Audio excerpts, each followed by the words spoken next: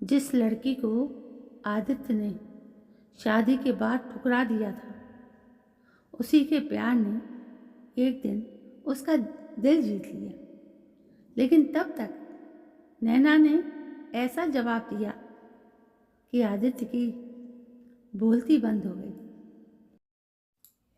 आज कितनी बेताबी थी आदित्य के मन में नैना को एक नज़र देखने की।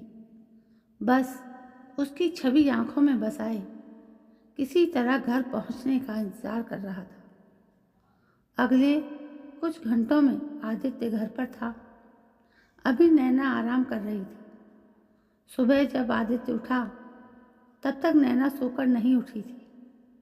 रात में उल्टियां करने के बाद उसका क्लांत चेहरा कुम्हला सा गया था। पिताजी ने हाथ के इशारे से उसे चुप रहने को कहा और माँ जी धीरे से बोली, देखो तो भला कितना छोटा सा मुंह हो गया है मेरी बहू रानी का। दुबली पतली सी दिन भर काम में लगी रहती है।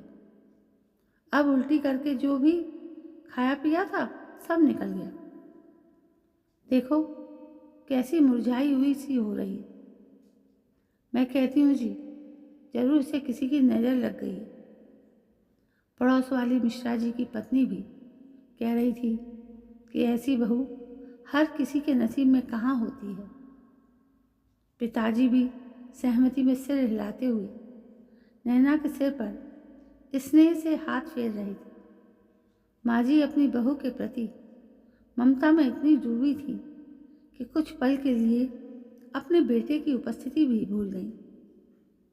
आदित्य भावुक होकर अपने माता पिता को अपनी बहू पर प्यार लुटाते हुए देख रहा था। धड़कते दिल से वो अपने कमरे की ओर बढ़ा। आज उसका दिल इतनी तेजी से धड़क रहा था कि स्वयं उसे भी आश्चर्य हो रहा था। उसे लग रहा था कि जैसे वो पहली बार अपनी पसंद की लड़की के सामने अपने प्रेम का इजहार करने जा रहा हो। थोड़ी देर बाद सोती हुई नैना ने करवट बदली। आदित्य ने देखा वो कितनी मासूम लग रही थी। नैना ने आंखें खोली और सामने आदित्य को देखा। फिर जैसे उसे यकीन नहीं हुआ, उसने दोबारा आंखें मिचमिचाकर देखा। आदित्य मुस्कुराया। ऐसे क्या देख रही हो? नैना धीमे स्वर में बोली, मुझे लगा पता नहीं आप हो या हो भी या नहीं, कहीं मैं सपना तो नहीं देख रही। उसकी बात सुनकर आदित्य के मन में जैसे फूल खिल उठी। इसका अर्थ था कि उसकी कल्पनाओं में कहीं ना कहीं वो मौजूद था। आज आदित्य को लग रहा था कि यही वो दिन है जब उसे अपने मन की बात कह देनी चाहिए। वो इस भोली भाली लड़की को बताना चाहता था कि अब उसके मन का सारा भ्रम दूर हो चुका है। अब उसके जीवन में केवल वही है। उसने वो पुरानी धुंधली तस्वीर निकाली जिसे अब साफ करवा लिया गया था। तस्वीर नैना की थी, दुल्हन के रूप में। तस्वीर उसकी ओर बढ़ाते हुए आदित्य बोला, देखो दुल्हन के जोड़े में तुम कितनी सुंदर लग रही हो। अगर तुम्हारी तबीयत ठीक हो जाए तो क्या तुम एक बार फिर मेरे लिए ऐसे ही दुल्हन बनोगी? नैना के गाल शर्म से लाल हो गए। उसे समझ नहीं आ रहा था कि आदित्य को अचानक क्या हो गया। दिन भर आदित्य कभी फल काट कर खिलाता, कभी नींबू पानी बना कर देता। शाम तक नैना की तबीयत काफ़ी ठीक हो गई थी। तब माँ जी और पिताजी ने दोनों को थोड़ी देर टहल आने की सलाह दी। पार्क में चलते हुए आदित्य ने कहा, मुझे तुम्हारी बहुत चिंता होती है। ऐसा लगता है जैसे मेरे सारे काम पीछे छूट गए हैं। और बस तुम्हारी फिक्र ही रह गई है। ये कहते उसने धीरे से नैना का हाथ थाम लिया। आज उस स्पर्श में कुछ अलग था। जब हम किसी को उसके गुण दोष सहित अपना लेते हैं, तब उसका स्पर्श भी अपनेपन की गर्माहट से भर जाता है। आदित्य कई बार नैना की आंखों में अपने लिए प्रेम देख चुका था, लेकिन आज उसकी सबसे बड़ी इच्छा थी कि नैना भी उसकी आंखों में अपने लिए वही प्रेम पढ़ ले। स्त्रियों को प्रकृति ने एक अद्भुत संवेदना दी है। वे अक्सर बिना शब्दों के भी समझ जाती हैं कि सामने वाले के मन में उसके लिए क्या भाव है। नैना भी आज आदित्य में एक बदला हुआ व्यक्ति देख रही थी। उसे अपने पति में अपना सच्चा साथी दिखाई दे रहा था।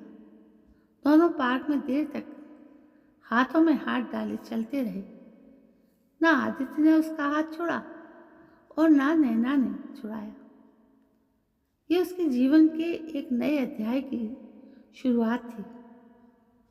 कुछ देर बाद आदित्य ने प्यार से उसके चेहरे पर आई लट को हटाते हुए कहा, जब मैंने तुमसे कहा था कि मैं किसी और को पसंद करता हूँ, तब तुम्हें कितना दुख हुआ होगा। मुझे माफ कर दो। नैना ने कुछ नहीं कहा, बस अपनी बड़ी बड़ी आंखों से उसे देख रही थी और फिर नजरें झुका ली। आदित्य उन आंखों को बहुत प्यार करता था। उन आंखों का कायल हो गया था। उसने फिर कहा, मैं तुम्हारे साथ इतना कठोर था, तुम्हें अपनाने से भी इनकार कर रहा था, फिर भी तुमने इस रिश्ते को निभाया, मेरे माता पिता को अपनाया। आखिर कैसे कर लेती हो इतना सब? इस बार नैना ने दृढ़ स्वर में कहा, कैसे नहीं अपनाती? मेरी शादी सिर्फ आपसे नहीं हुई है।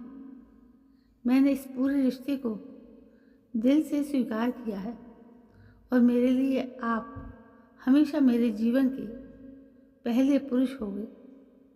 आदित्य मुस्कुराया और मजाक करते हुए बोला, पहले पुरुष मतलब आखिरी नहीं? यानी आगे किसी और को भी मौका मिल सकता है? उसकी उम्मीद के विपरीत नैना हंसते हुए बोली, हो भी सकता है, कौन जानता है। दोनों खिलखिलाकर हंस पड़े। आदित्य को अचानक अपने माता पिता की बातें याद आ गई।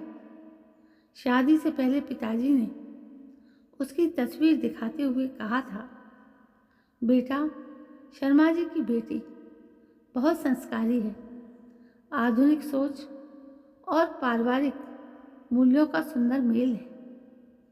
माँ जी ने भी कहा था, मेरा मन कहता है कि यही तुम्हारे लिए सबसे अच्छी जीवन संगनी साबित होगी। तब आदित्य को उनकी बातें अच्छी नहीं लगी थी। उसे लगता था कि सब उसके प्रेम के खिलाफ हैं। उसने तो नैना की तस्वीर भी ठीक से नहीं देखी थी, लेकिन आज उसकी नजरें नैना के चेहरे से हट नहीं रही। सच है, प्यार हमेशा पहली नज़र में नहीं होता। कभी कभी किसी के स्वभाव, त्याग, धैर्य और गुणों से प्रभावित होकर भी प्रेम जन्म लेता है। और जब मन किसी को पूरी तरह स्वीकार कर लेता है, तो बाकी सारी बातें महत्वहीन हो जाती हैं। उस रात छत पर बैठे हुए दोनों चांदनी में खोए थे। उन्हें महसूस हो रहा था कि सच्चा प्रेम कोई जादू नहीं, बल्कि जीवन की सच्चाइयों के बीच जन्म लेने वाला एक मधुर एहसास है।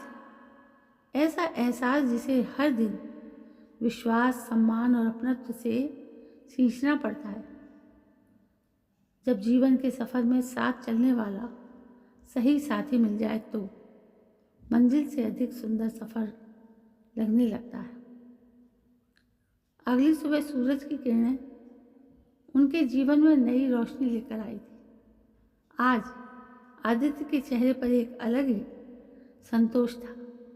उसे अपने माता पिता की पसंद की लड़की से प्रेम हो चुका था और नैना के लिए इससे बड़ी खुशी क्या हो सकती थी कि उसका धैर्य, उसका समर्पण और उसका निस्वार्थ प्रेम आखिरकार अपने मुकाम तक पहुंच गया। दोस्तों, किसी भी विवाह की सफलता केवल 7 फेरों से नहीं होती। वो तब सफल होती है जब उसको लोग एक दूसरे को मन से स्वीकार करते हैं।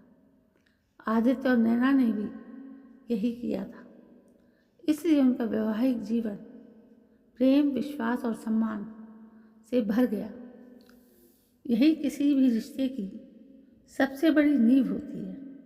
तो दोस्तों, कैसी लगी आपको ये छोटी सी कहानी? यदि पसंद आई हो तो लाइक, शेयर, कमेंट करें। मेरे चैनल को सब्सक्राइब करें। कल मैं फिर हाजिर होती हूँ। तब तक के लिए जय हिंद, वंदे मातरम।